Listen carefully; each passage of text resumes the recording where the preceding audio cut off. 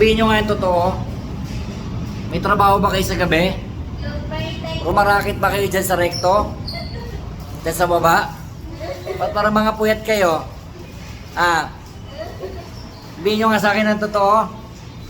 Kayo ba rumarakit? Kayla. Ganon. Ay anak. Ikaw.